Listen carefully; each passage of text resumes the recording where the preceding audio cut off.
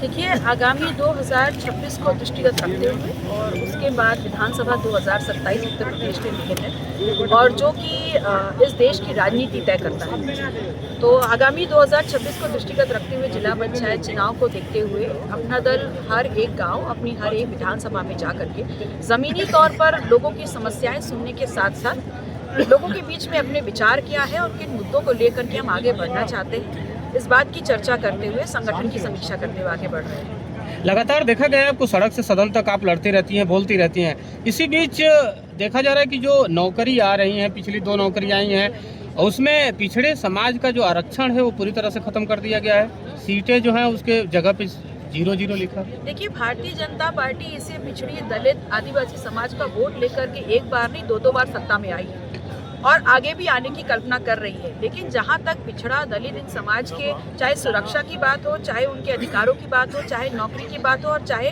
उनकी कमाई की बात हो, इन सभी में कहीं ना कहीं जो भारतीय जनता पार्टी है उसकी नीति और नीयत में बहुत अंतर है और उसी का जीता जागता नमूना है। चाहे 69,000 शिक्षक भर्ती में आप घोटाला देख लें 6800 सीटों का, और चाहे आप देख लें जो अभी लोक सेवा जो लेखपाल की भर्ती हुई है उसमें भी पिछड़े समाज की लगभग 700 से ऊपर सीटों का जो है गबन किया गया है कहीं। सर, ये घोषी उपचुनाव को लेकर के आप पीडीए के समाजवादी पार्टी के पीडीए घटक दल हैं, तो यहाँ पे पीडीए के प्रत्याशी नहीं बनाए गए, स्वर्गीय विधायक सुधाकर सिंह के ही कोई प्रत्याशी बेटे को बनाया गया, इस पे क्या कहेंगे आप? क्योंकि पीडीए ये पार्टी नेतृत्व का फैसला है, इसमें हम कुछ भी नहीं कह सकते, लेकिन निश्चित तौर पर हम उस गठबंधन का घटक दल रहे हैं और अभी वर्तमान में उनका घटक दल नहीं है। तो पार्टी का जो भी नेतृत्व होगा और जो उनका निर्णय होगा उस पर मेरा कोई कमेंट नहीं। एक कर रही है और सत्तासीन नेता जो सत्ता में बैठे हुए हैं वो आरक्षण पे जो पिछड़े वर्ग से आते हैं कभी बात नहीं कर रहे हैं।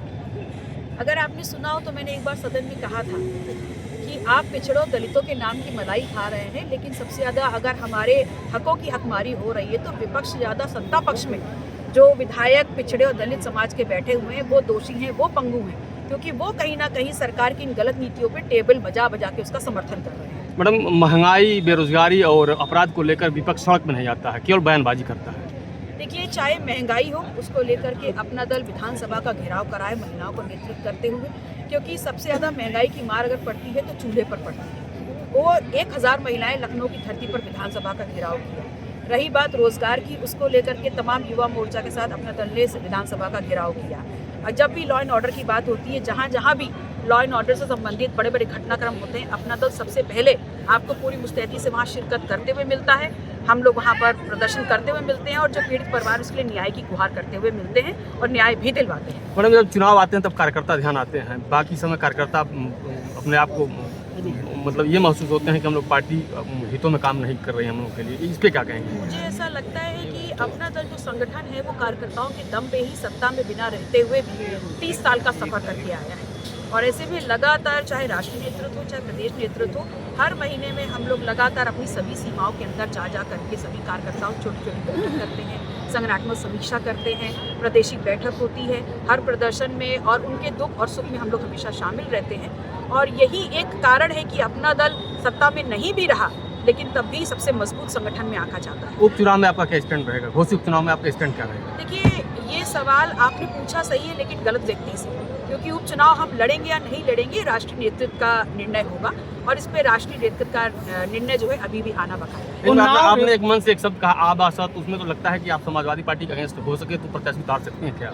देखिए, मैंने ये बोला, आप मेरी बातों को अलग ले जा रहे हैं। मैंने बोला कि जब हम आ पार्टी से नाराज हुए तो हम बी में चले गए, जब हम बी से नाराज हुए तो हम सी में चले गए और बारी बारी आपने ए बी सी सबको ही आजमा लिया। अब आपको एक नए विकल्प की तरफ देखना चाहिए, ये सिर्फ मेरा वक्तव्य है लेकिन निर्णय तो पब्लिक का ही तो अभी तो आप होगा। घटक दल में शामिल है तो फिर अपने मंच से सीधे चैलेंज करना, ये तो देखिए, ये मैंने अपनी राजनीतिक बात शुरू करते वक्त कहा कि मैं फिलहाल वर्तमान परिस्थितियों में घटक दल नहीं हूँ। उन्नाव रेप कांड को लेकर के जो सजा थी उसको रोक लगा दी गई है कुलदीप सिंह सेंगर, जिसको लेकर के बवाल मचा हुआ है। इस फैसले को कैसे देखती हैं और जो कि कुछ क्रम रहा घटना का? बहुत ही गलत। भारतीय जनता पार्टी की जो सरकार है और जो बात करती है महिला को देवी तुल्य बताती है और महिलाओं के नाम पर तमाम स्कीमें लॉन्च करके उनका वोट भी लेती है, लेकिन ऐसे जघन्य प्रकरण में उनका जो निर्णय होता है, जिस प्रकार से उसको फ्लरिश किया जाता है, ये कहीं ना कहीं भारतीय जनता पार्टी की महिलाओं के प्रति जो सोच है और नियत है उसको दर्शाती है। ये जब फैसला आया तो मंत्री दयाशंकर सिंह हैं, उनसे जब पूछा गया तो उन्होंने कहा कि हम इस फैसले का स्वागत करते हैं, और ओम प्रकाश राजभर उससे आगे बढ़े और वो तो मुस्कुरा करके चल दिए। मैंने इसीलिए कहा कि भारतीय जनता पार्टी की जो सरकार है और उनके तमाम जो सहयोगी हैं, उनके सिर्फ बातों में, उनकी वक्तव्यों में उनकी जो सोच है वही महिलाओं के प्रति उनकी भावनाओं को चरितार्थ करती है। मैम, कोटिन को लेकर क्या कहेंगे?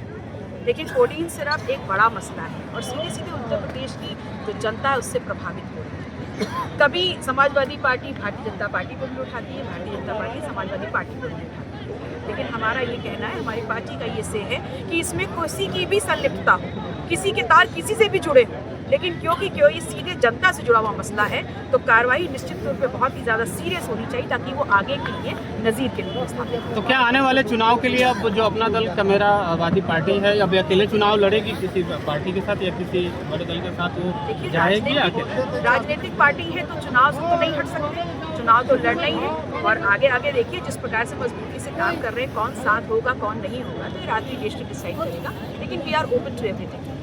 बांग्लादेश में हो रहा है अत्याचार पे अरे छोड़िए